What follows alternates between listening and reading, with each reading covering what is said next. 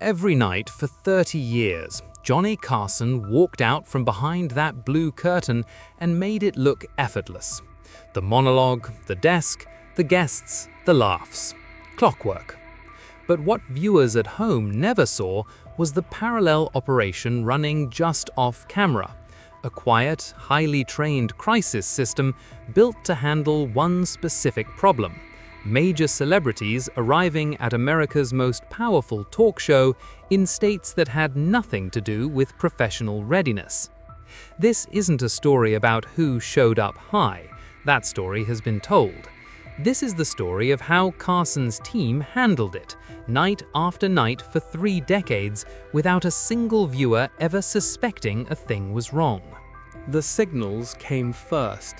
Carson developed a private vocabulary with his production staff so subtle that it looked like nothing on camera.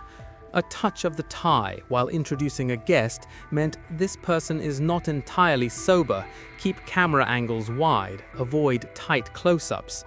A double tap of his index cards on the desk was the emergency code, meaning cut to commercial immediately, no matter where the segment stood.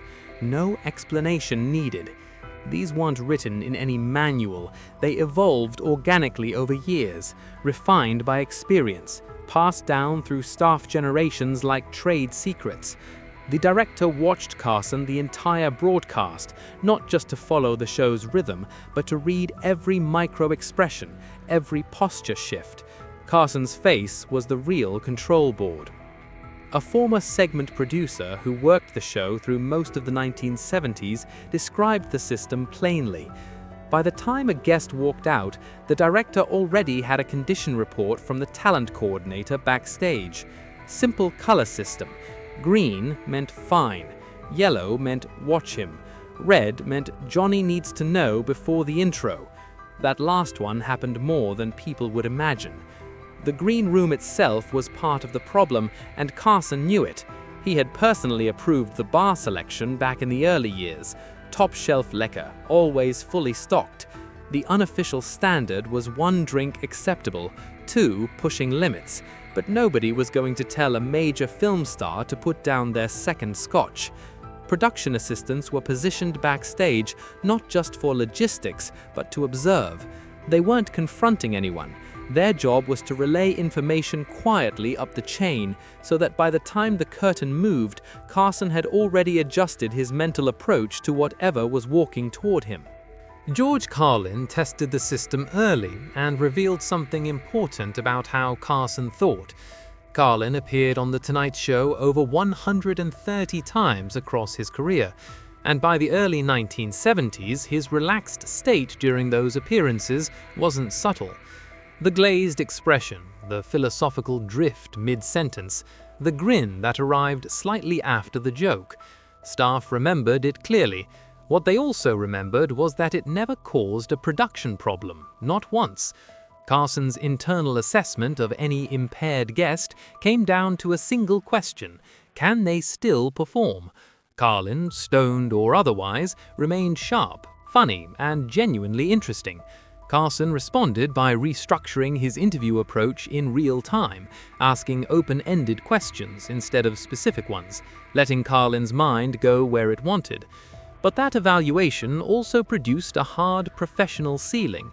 Despite being one of Carson's most frequent and beloved guests, Carlin was never offered the guest host chair. The unspoken reason wasn't personal, it was operational. Running The Tonight Show for 90 minutes required a reliability that Carson wasn't willing to gamble on. Carson's internal assessment of any impaired guest came down to a single question: can they still perform? Carlin, stoned or otherwise, remained sharp, funny, and genuinely interesting. Carson responded by restructuring his interview approach in real time, asking open-ended questions instead of specific ones, letting Carlin's mind go where it wanted. But that evaluation also produced a hard professional ceiling. Despite being one of Carson's most frequent and beloved guests, Carlin was never offered the guest host chair. The unspoken reason wasn't personal, it was operational. Running The Tonight Show for 90 minutes required a reliability that Carson wasn't willing to gamble on. Richard Pryor pushed the system harder. His genius was undeniable, and Carson respected it deeply.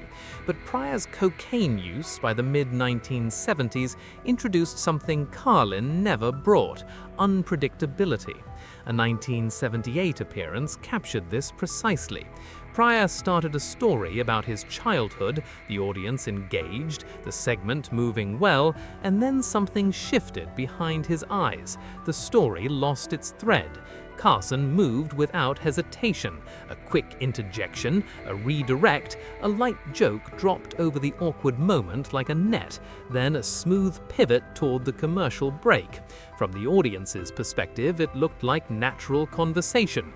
From the production booth, it looked like emergency surgery performed in real time. Truman Capote collapsed the system entirely and forced it to rebuild stronger.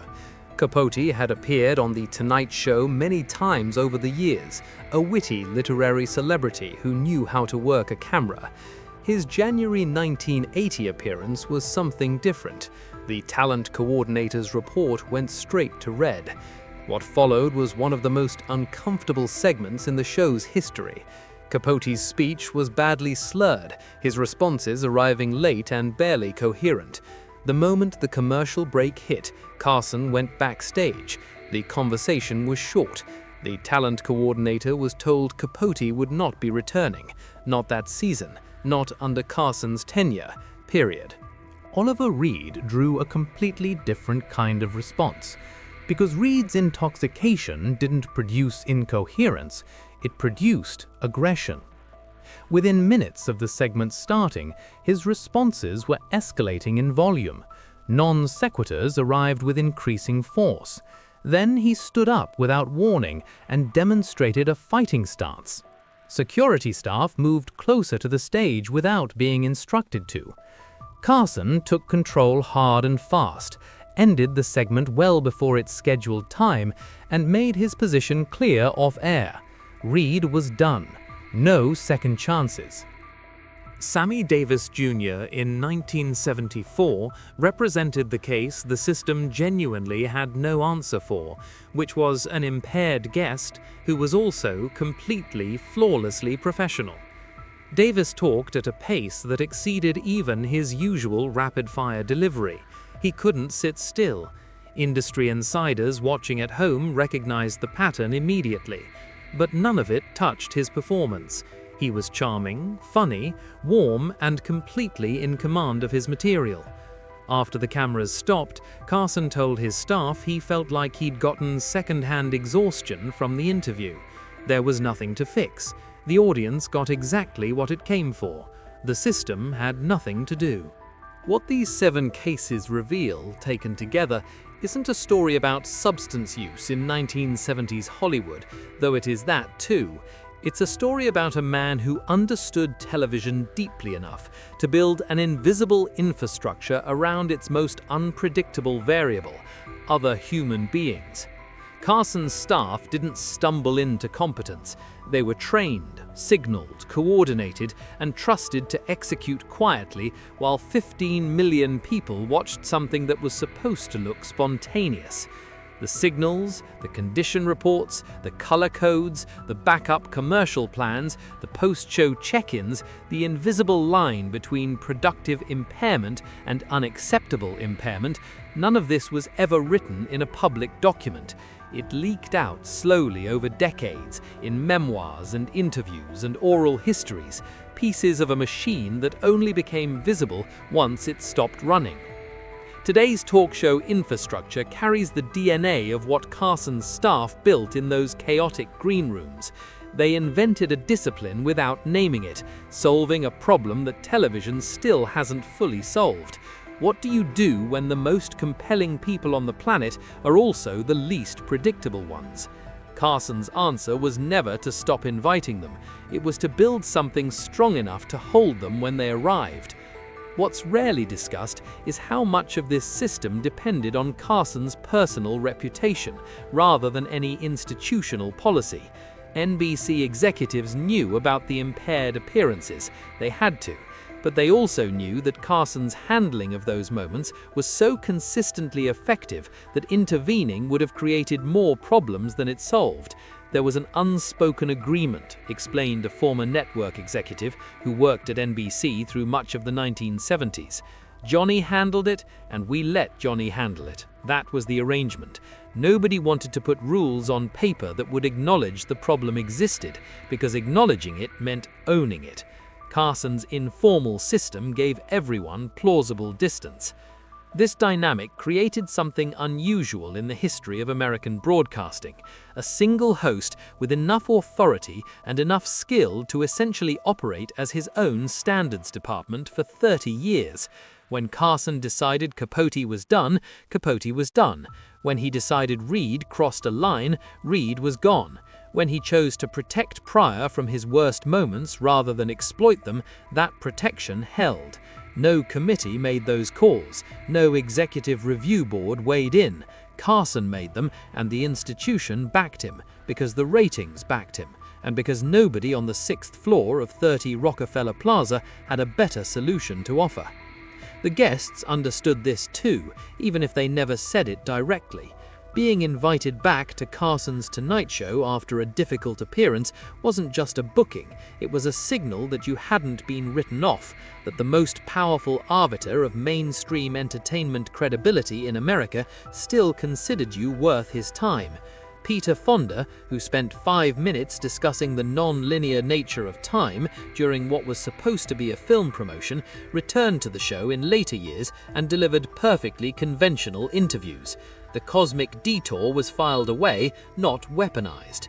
That kind of institutional grace was rare in an industry that typically fed on its own wounded.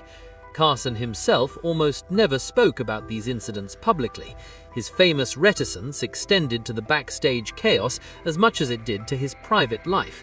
In 30 years of hosting, across thousands of interviews, he never once went on the record about a guest's impaired appearance. Not to embarrass them, not to congratulate himself on his handling of it, not even in the vague, self-congratulatory way that television hosts often use to signal their own professionalism. He simply absorbed it all and said nothing, which may have been the most professional thing about him. The era itself made this silence easier to maintain. Without social media, without smartphones, without the permanent recording infrastructure that surrounds every public moment today, what happened in that studio largely stayed in that studio. A guest could drift through an interview, get quietly shepherded to a commercial break, and wake up the next morning with their reputation intact. The audience had no mechanism for rewinding, analyzing, or sharing the moment. Carson's control of the room extended, in a very real sense, to the cultural memory of what happened in it. That world is gone now. A celebrity appearing visibly impaired on a major platform today would be clipped, uploaded, and dissected within minutes. The protection Carson offered his guests, that soft landing he built for people at their most vulnerable, belongs to an era when television was the only record, and the host controlled the tape. What he built in those 30 years wasn't just a talk show, it was a controlled environment where even the most chaotic human beings could be made to look, at least for 90 minutes, like they had everything under control. The fact that it worked as long as it did says everything about the man running it.